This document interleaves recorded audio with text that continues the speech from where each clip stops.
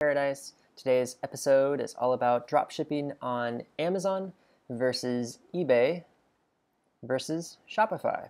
And the reason I wanted to do this episode is because a lot of people ask me in the very beginning if it's smarter to start dropshipping on Amazon and eBay versus Shopify because they drive traffic to your listings for you.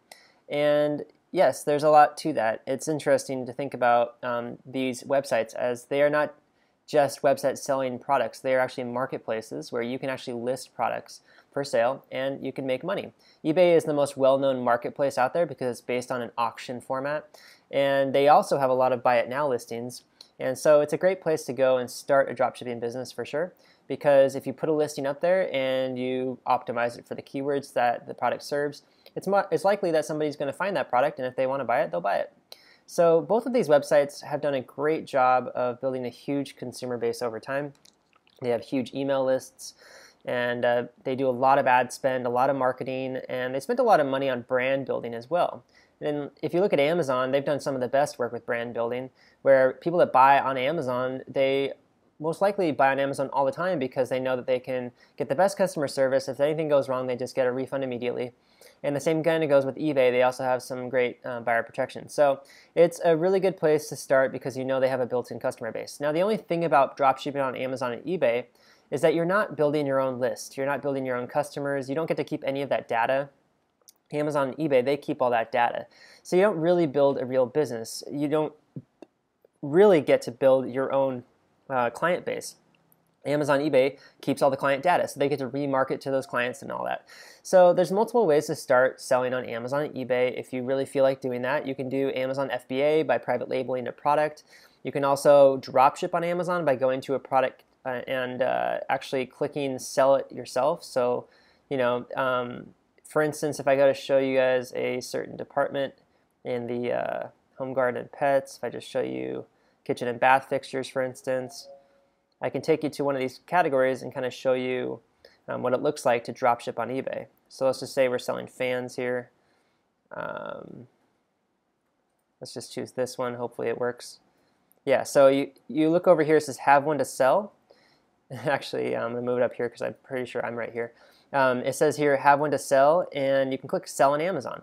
And sell on Amazon will take you then to the seller sign up page. And so the cool thing is, of course, you can create a Seller Central account, and you can actually list yourself as a vendor of this item. If you go down here and you say, and you click this little button, New From, and if this item was sold by multiple vendors, you would see all these different vendors down here. So it's kind of cool. You can actually really easily, with just a few clicks, add yourself as a vendor of an item to Amazon. So yes, it's easy to get started. However, you're not going to be able to just dropship on Amazon with that method. You're going to need to start an e-commerce site, and you're going to need to get suppliers first, and then you can use Amazon as a sales channel to increase your revenue. And so I never suggest people to only dropship on Amazon, because the problem with that is that, again, you're not building a business, and you're really going to limit your ability to get suppliers and your ability to scale your business in the long run. The same goes for eBay. If you want to dropship on eBay, it's possible to do it in the long run, but there's a lot of ongoing work you have to do because it's not your business. Somebody else is running that business for you. eBay is running that business for you. So you'll have to always be finding products and always be listing them and stuff like that, and it's a very time-intensive thing. Is it a great way to start? Sure, it's a great way to get started selling online because you don't need all the marketing experience. You can just make a listing and hope it sells. And I've done it before, and that's how I got my start. I started selling on eBay when I first started with e-commerce way back in 2008. So, it's been over 10 years now since I've been selling things online, and I realized the best way to do it is to build your own website. Back in 2013, I finally started to build my own website out, and I used a platform called WordPress and WooCommerce in the beginning. And then right around 2015, I decided to make the switch to Shopify after I sold that business. I started a new one, and I used Shopify to start it up because Shopify is a lot easier to run and it's a lot easier to manage. It's a managed platform. So you have a whole company that will actually manage the platform for you, and you can go about creating your business. With WordPress, you don't get that. WordPress is an installation you put onto a hosting account, and if you're lucky, you can call that host provider and they'll help you with it, but usually not. And if you want WordPress managed hosting, you have to pay a lot more for that, and so the cost benefits don't really work out. Shopify is really cool because you can drive a bazillion people to that website. It will never crash because they use a system to make sure that there's always bandwidth for all of their sites. It's really cool. So unlimited bandwidth, product inventory, customer data is available in Shopify. Website is fully customizable, comes with a blog. Online store is built in. You don't have to add any plugins or functionality to make all the functionality work for you. Obviously, you can accept credit cards, and of course, they have 24/7 support, so it's really cool. So the beauty of Shopify now is that they actually give you sales channels. And this isn't how it always used to be. It just became this in the last 6 months or so. But if you sell on Shopify, you can actually now link your store with Amazon and with eBay. So I always recommend people to start selling on Shopify. Start a niche-specific store, like one product category, and then put up a demo site, make it look pretty, and then find suppliers and get the suppliers on board, fill out the dealer apps. And then once you have their products on your store, you can set up with the Amazon sales channel, the eBay sales channel, and even other sales channels like Houzz. And you can import your product data to those accounts you have at those companies, those marketplaces. And if that product sells there, it's also recorded in your Shopify store. So all your e-commerce data is in one place. And if you fulfill it through Shopify, it automatically sends that fulfillment information, that tracking info, to that sales channel. So it's really cool. And so I recommend people start with that because you're going to be keeping all of your customer data, and you're going to be able to still take advantage of all the traffic that eBay and Amazon sends to those product listings. And but what you're going to be able to do is also build a way to drive traffic to your own website, and so you can keep way more of the profit, and you can build a list. Now, speaking of profit, one of the biggest drawbacks of Amazon, selling on Amazon, is the 15% fee they charge. 15% of gross. So that means this $90 thing probably cost the person upwards of $12 just to sell on Amazon. So that's a big fee. And so when you're looking at like a 25%, 30% gross profit margin on dropshipping products, that's a big chunk of that, right?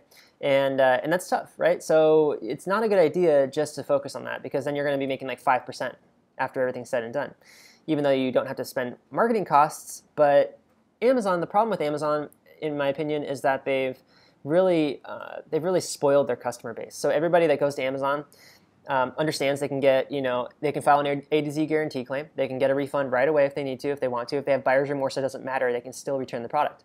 And so with dropshipping, especially with high-ticket dropshipping, it can be very troublesome to deal with that, because you'll have people that buy your products on Amazon and then they either get buyer's remorse or they're just not able to be contacted, so the delivery goes astray, and there's a bazillion other issues that we ran into dropshipping on Amazon. And although we did make a few $1,000s a month doing it for quite a long time, for a year and a half or 2 years, we decided eventually to drop it because it was such a big pain and hassle to deal with all the stuff that came after.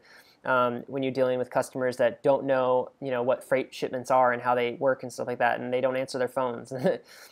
So it's a lot easier to sell on Amazon using their FBA, and that's private labeling. So it's taking a product like this, finding a supplier in Alibaba or something like that, importing 100 of them or something to Amazon's fulfillment warehouse, and then Amazon sells that product for you. You just have to create the listing. And that way, Amazon's sending all the traffic, and Amazon fulfills the order, and if there's a refund, Amazon handles that too. So in my opinion, that's the way to go with Amazon. But if you want to make extra money, then definitely go for the dropshipping.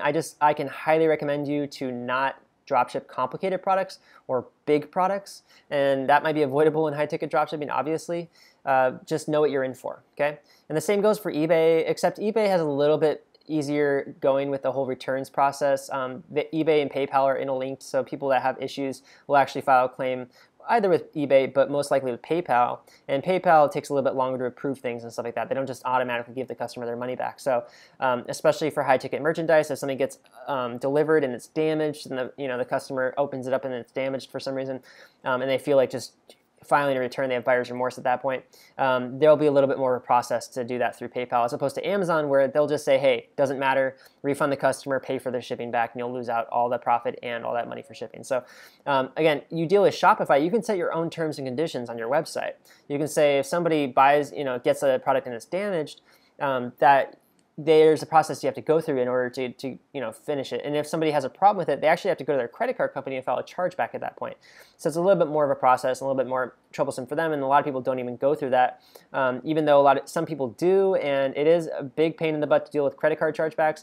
And when it's friendly fraud, which is where it actually wasn't from a fraudulent order, it's just somebody who decided to file a chargeback, that can be a big pain in the butt too, and you have to be really careful. And dealing with that is very important. You have to make sure you have all your ducks in a row and send all the information about the order and make sure that you're doing everything to take care of the customer in the meantime and stay in contact with them. But with that said, it's still better to have your own website, because your own website, like I said, you set your own terms and conditions, and customers have to agree to that before they buy from you. And you can send those terms and conditions to the credit card company. We actually won quite a few chargebacks. The only one we didn't win was because there was a confusion in the orders that they placed on our website. So yeah, you can actually win chargebacks. It's not that hard. But moving forward, I think it's really good to sell on Shopify, start your own niche store, build an email list with people that come to your site, drive traffic yourself. Now you're going to have to pay for that traffic, so you can get free traffic with blogging and stuff like that, but it takes a lot longer. So in the beginning, you're definitely going to want to use Google AdWords and their product listing ads or shopping ads. Maybe there's even their search text ads, some retargeting ads, things like that. You can use Facebook ads, like retargeting ads, people that go to your store. You can use Facebook ads for sending people to sales funnels, like a buyer's guide or something like that, sales funnel for your product category, and build a list that way. And then you can remarket to them with email marketing with Klaviyo email marketing plugin, which is, it's an app with Shopify. And it sounds like a lot of work, and that's because it is. But the thing about it is that once you have all that built up, you have your own platform. You don't have to pay Shopify 10%. Shopify takes 0% fee. They charge you a monthly fee, $29, $79, depending on which package you get, but $29 to start. So $29 a month is $1 a day. And if you get an order and it's $500 profit, you're keeping that $500 profit. You just have to pay for your marketing expenses. So now you have to pay attention to Google AdWords account, to your Facebook ads. But it's really manageable, and I teach all this stuff in my e-commerce academy, so you can learn how to start a Google AdWords campaign with Google Shopping Ads and set it up correctly so that it doesn't cost you a ton of money right off the bat. And I teach how to do that really in depth with my multiple campaign priorities and all that stuff, and it's really cool. Now, Shopify is also a place that has an exchange. So if you go to exchange.shopify.com, you can actually see examples of websites that are created with Shopify. If you're on the home page, you can just scroll down, and I believe there's a button down here somewhere where you can find stores that are for sale.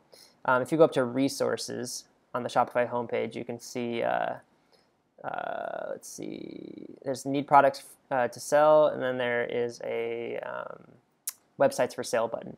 So websites for sale will take you to Exchange, and Exchange is cool. You can click the little dropshipping button at the bottom, and it'll take you and show you all the dropshipping stores. Now, I will give a word of warning. Most of these dropshipping stores are like low dollar items. They're not the high ticket stuff that I teach how to sell, but with that said, it's not a big deal. You can still look at the website, and you just click on it, and it'll tell you how much it's making, how much it's for, and then you click View Website, and it'll take you right to their website. So you can see what Shopify stores look like, and they're really cool, and they're really slick, and they're pretty. I like Shopify. It works really fast compared to other websites, and they have a really great checkout system. So it's like a squeeze page when you go through checkout. It's really nice.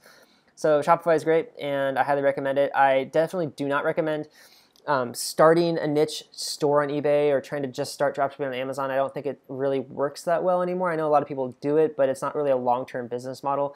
The more long-term thing to do is actually build a brand. So by starting a Shopify store, you'll be building a brand. And by driving your own traffic, you'll be building a list. And then you can, of course, expand that and scale onto eBay and onto Amazon if you please. But the thing about that is you have to be really careful, and you have to really build in policies, and you have to build systems to manage the customer service issues that come through those marketplaces. You can only imagine what those companies go through. So yeah, you have to be able to manage that stuff. And it's good to build that for your own business too anyways, because in the long run, when you do scale, when you hit 50,000 a month revenue, 100,000 a month revenue, it's going to be a lot more difficult to manage your daily going-ons. There's going to be a lot more phone calls, a lot more emails, a lot more return requests, a lot more tracking info requests, a lot more everything, right? Question and answers and stuff like that. So yes, you can scale a business really big using just a niche Shopify store, and you don't even have to have eBay or Amazon connected to do that. You just have to learn how to optimize it really good and learn how to send optimized traffic to it, and learn how to optimize your email marketing and your retargeting. And that's all the stuff I teach in the e-commerce Paradise Academy for high-ticket dropshipping. So definitely go check that out, guys, if you are interested in getting started. You can sign up today. It's $47 a month for course access only, and $97 a month gets you 1 coaching session per month. There's also a partnership deal in there where I will actually partner with you on a store, and you can check that out in the course. So go check that out, guys, and we'll see you in the next episode. Take care.